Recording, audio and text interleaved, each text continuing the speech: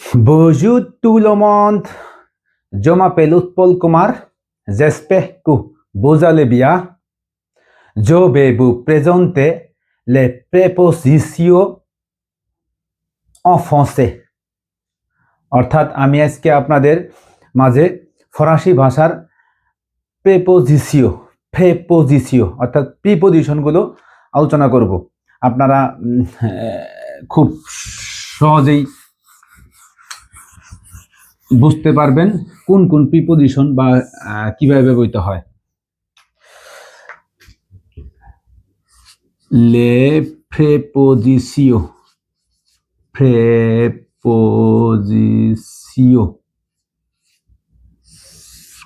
দেখেন এর মধ্যে উচ্চারণ করে দিয়েছে এই যে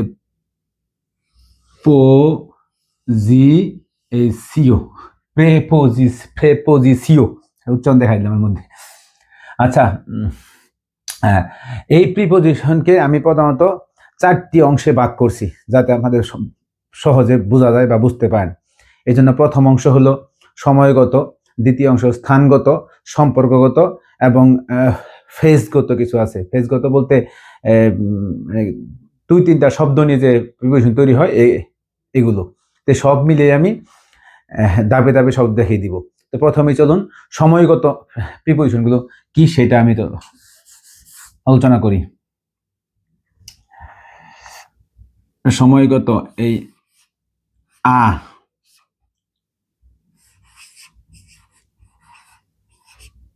dans,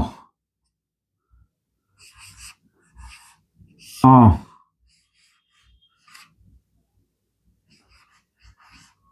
avant,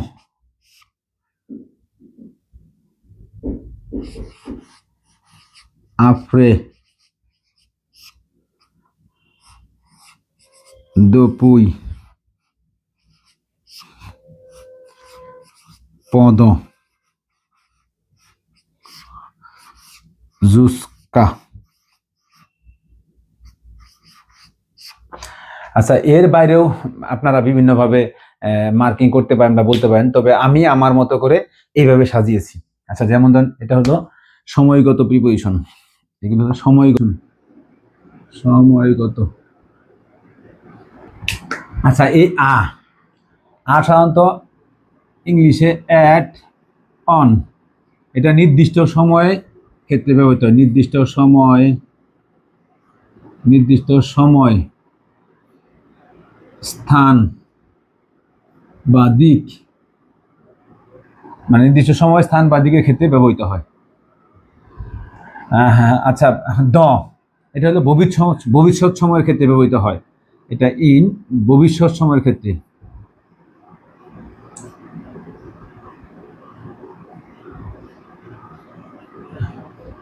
এটা হলো এটা হলো ইন বছর, মাস,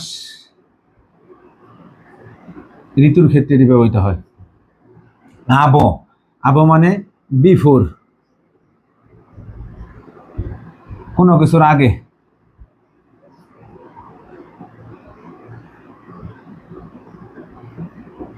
কোনো কিছু আগে ব্যবহৃত হয়। আফরে মানে আফটার, মানে কোনো কিছুর পরে,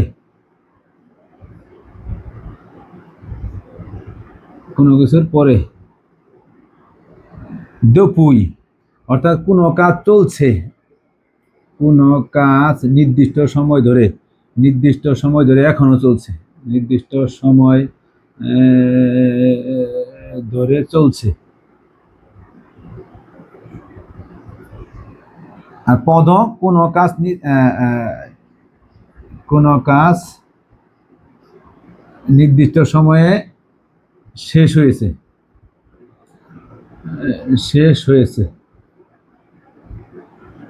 আচ্ছা, এই দোপুইয়ে পদ, এটার মধ্যে অনেকেই ভুল করে বা অনেকে মনে থাকে না। দোপুইয়া করেছে, দোপুই দলছে বা চলছে, আর পদ মানে শেষ হয়েছে, নির্দিষ্ট সময় শেষ হয়েছে। জুস্কা আনটিল মানে পর্যন্ত, নির্দিষ্ট সময় পর্যন্ত। আচ্ছা, এটা হলো দপুই এই যে সিন্স বা ফর ইউজ করতে পারেন, আর পদ ডিউরেশন ইউজ করতে পারেন, বা ফর ইউজ করতে পারেন। আচ্ছা, এখন এটা মোটামুটি আপনারা বুঝছেন কিনা। আ আ অ্যাট অন অর্থাৎ নির্দিষ্ট সময় বা স্থান বা দিকের ক্ষেত্রে ব্যবহৃত হয়। ড ভবিষ্যৎ সময়ের ক্ষেত্রে। অ বছর মাস বা ঋতুর ক্ষেত্রে ব্যবহৃত হয়। আব বিফোর অর্থাৎ আগে, কোনো কিছুর আগে এটা ব্যবহৃত হয়। আফ্রে আফ্রে আফটার কোনো কিছু পরে ব্যবহৃত হয়। দপুই সিন্স অর্থাৎ কোনো কাজ নির্দিষ্ট সময় ধরে চলছে বোঝাতে। পদ কোনো কাজ নির্দিষ্ট সময় ধরে শেষ হয়েছে বা ডিউরেশন বোঝায়। জুস্কা আনটিল বা পর্যন্ত একটা নির্দিষ্ট সময়ে কাজটা শেষ হয়েছে এরকম বোঝায়। আচ্ছা, আমি ফরাসিতে এবং বাংলায় কিছু উদাহরণ সহকারে বুঝিয়ে দিচ্ছি। যেমন হ্যাটন, যেমন জাবিত আপাহি আমি প্যারিসে বসবাস করি। তারপরে এখানে আরটা ইউজ করতে পারেন। জো থাবাই জো থাবাই আমি কাজ করি, জো থাবাই আমি কাজ করি। উইত আমি 8টা পর্যন্ত কাজ করি। যেমন দ ইন অর্থাৎ কোনো কাজ ভবিষ্যৎ সময়কে বোঝায়, ভবিষ্যৎ সময়কে নির্ধারণ করে। যেমন জো পাখ দ জো পাখ দ জো পাক দ সেত আমি 7টার সময় বাইরে যাব বা আমি 7টার সময় বেরোবো। অ জো সুই নে অ 2000 অর্থাৎ আমি 2000 সালে জন্মগ্রহণ করেছি। আব অর্থাৎ বিফোর মানে কোনো কিছুর আগে। জো থাবাই আমি কাজ করি, না জো বে থাবাই, জো বে ও থাবাই আমি কাজে যাই। আব লো দিনে বা দিনা শেষ করে। আফরে মানে মানে দিনের আগে, সরি, এটা হলো দিনে অর্থাৎ ডিনারের আগে আমি কাজে যাই। আর আফরে আফটার মানে কোনো কিছুর পরে, অর্থাৎ জো দ জো দ আমি ঘুমাই। আফরে হ্যাঁ আফরে ব্রসলে দ অর্থাৎ আমি ব্রাশ করার পর ঘুমাতে যাই। এটা হলো দপুই, না এটা আফরে, সরি আফরে। এখন দপুই অর্থাৎ কোনো কাজ চলছে। যেমন জাবিত ইসি আমি বসবাস করছি এখানে, এখানে। জাবিত ইসি আমি বসবাস করছি এখানে। দপুই থজ অর্থাৎ 3 বছর যাবত আমি এখানে বসবাস করছি। পদ নির্দিষ্ট কাজ শেষ হয়েছে, একটা নির্দিষ্ট সময়ে শেষ হয়েছে। যেমন জ্যায় এত দিয়ে, জ্যায় এত দিয়ে আমি পড়াশোনা করেছি। পদ উইত অর্থাৎ আমি 8 ঘন্টা পড়াশোনা করেছি। জোস্কা আনটিল বা পর্যন্ত অর্থাৎ জো থাবাই আমি কাজ করেছি, আমি কাজ করি। জো থাবাই আমি কাজ করি। জুস্কা উজ অর্থাৎ 11টা পর্যন্ত আমি কাজ করি। তো সময়গত আমরা আপনারা সহজে বুঝতে পারছেন। এর পরবর্তীতে আমরা নিয়ে আসবো স্থানগত। স্থানগত প্রিপোজিশন। স্থানগত প্রিপোজিশন হলো, আচ্ছা স্থানগত প্রিপোজিশনটা আপনারা আমি যদিও গুরুত্বপূর্ণ গুলো ভিতরে নিয়ে আসবো, এছাড়াও বাইরে অনেকে থাকতে পারে অনেকের মতো করে। তো আমি আমার গুরুত্বপূর্ণ বিষয়গুলো আমি যেমন বলছি। আচ্ছা, যেমন আগে লিখে নই। সু সু সু সু দোব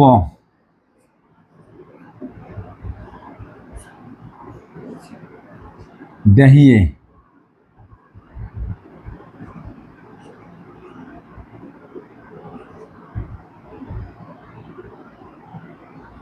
দেহিয়ে দোব দেহিয়ে। আগোশ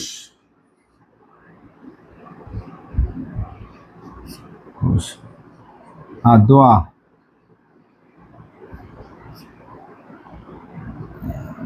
সু সু দোব দেহি আগোশ আদোয়া।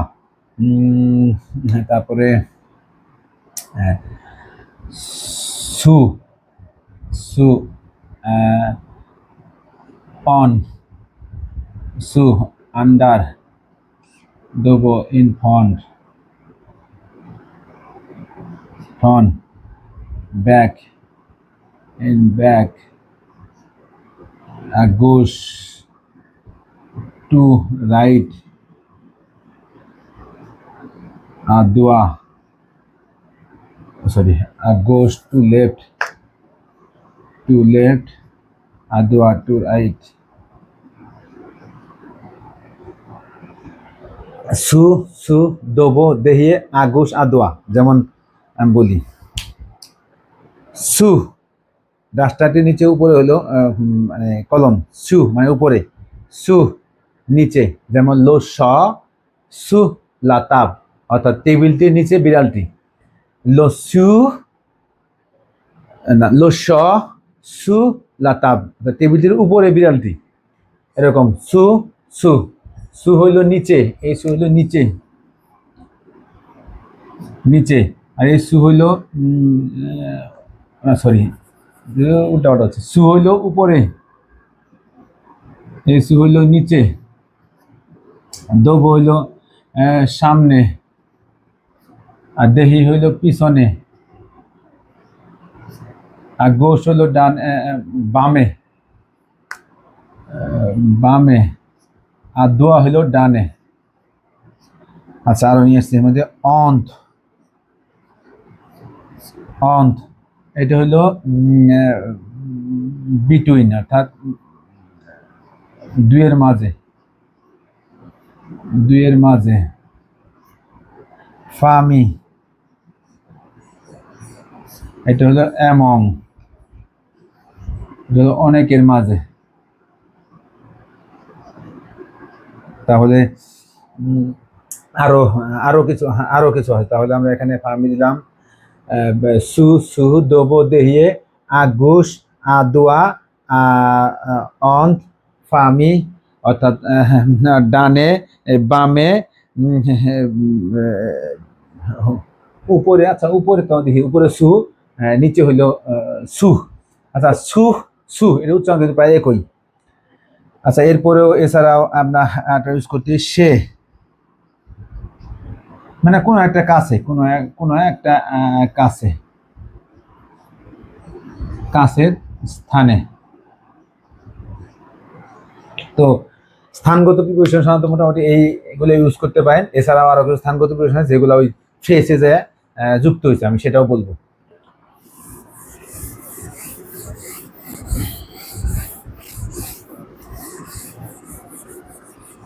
আচ্ছা, এরপরে আসেন সম্পর্কগত।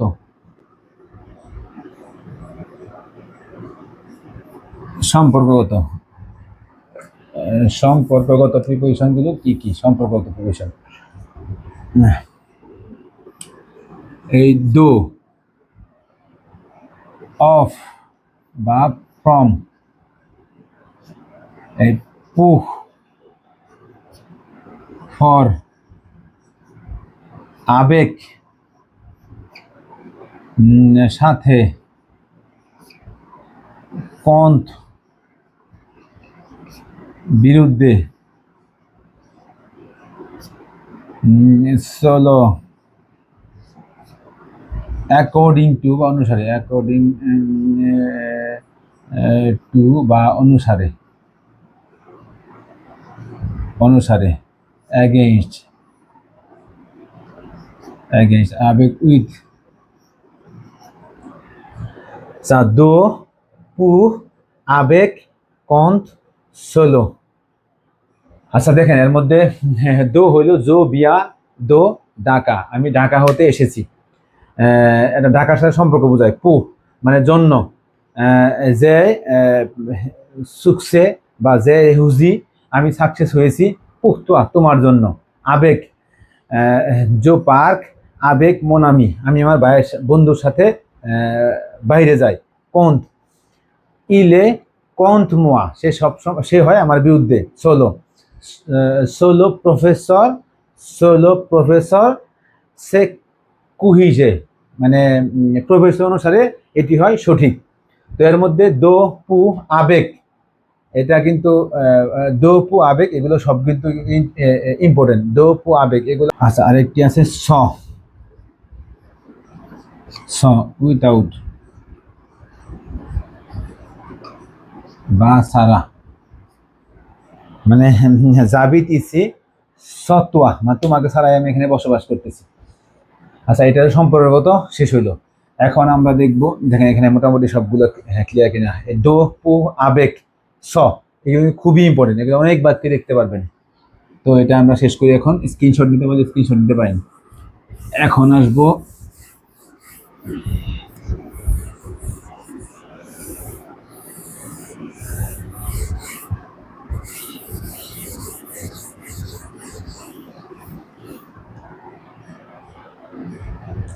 এই পর্যায়ে ফেজগত।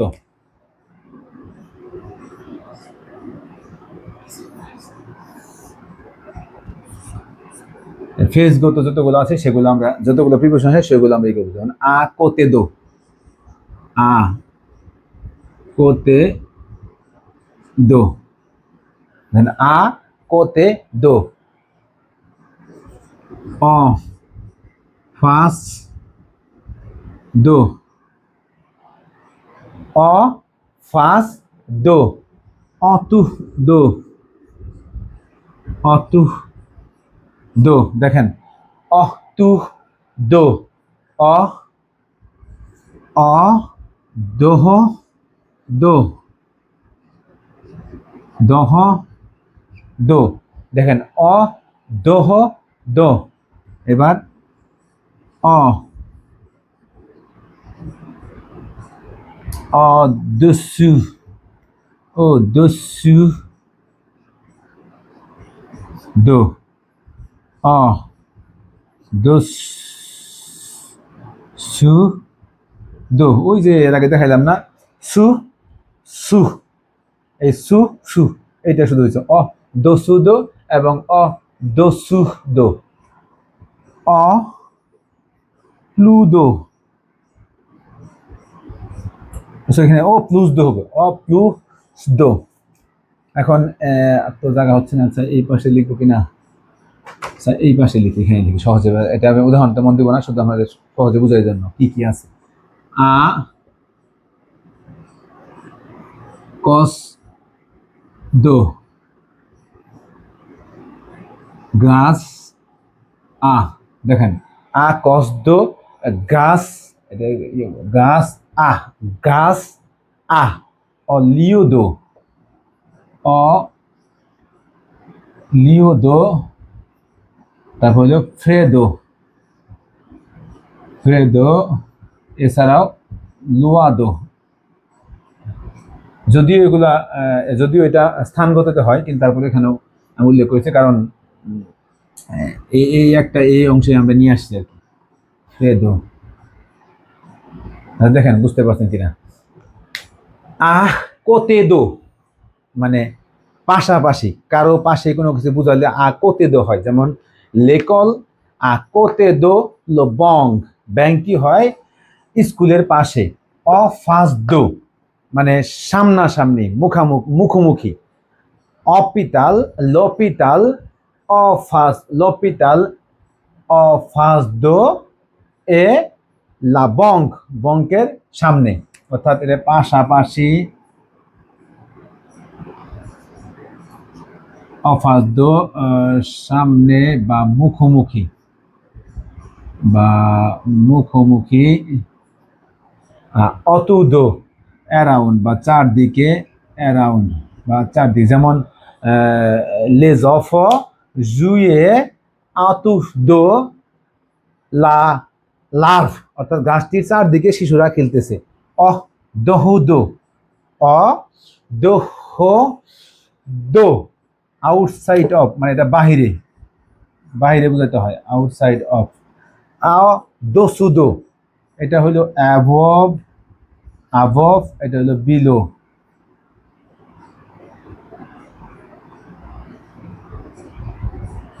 অর্থাৎ অহ দোসুদো অ্যাবভ মানে উপরে, অহ দোসুদো বিলো, অহ প্লু দো এটা হলো বিসাইড মানে পাশাপাশি, এটা বোঝায় বিসাইড মানে পাশাপাশি। এগুলো তেমন ইম্পর্টেন্ট না। তো আকতে দো, অফাস দো, তারপরে আকস দো, গাসা, লিও দো, ফ্রেদো, লোয়াদো, এগুলো সবচেয়ে বেশি ইম্পর্টেন্ট। এগুলো তেমন ব্যবহার হয় না, তবে এগুলো খুব সবসময় ক্ষেত্রে ব্যবহৃত হয়। অদোসুদো বিলো, অহ প্লুদো বিসাইড, আ কস দো। আচ্ছা আমি এটা আমি মুছে দিই, তাহলে সুবিধা হবে।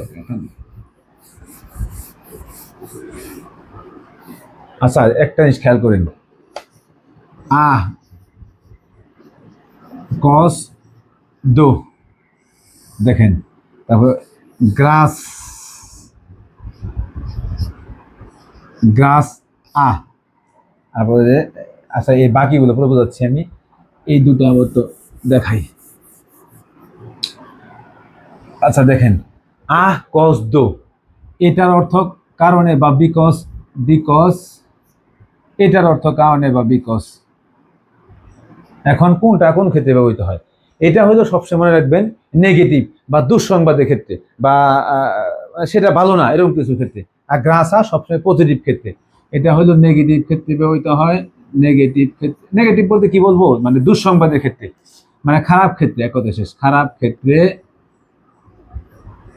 আর এটা হলো গ্রাসা হলো পজিটিভ ক্ষেত্রে, পজিটিভ ক্ষেত্রে বা ভালো ক্ষেত্রে, ভালো ক্ষেত্রে।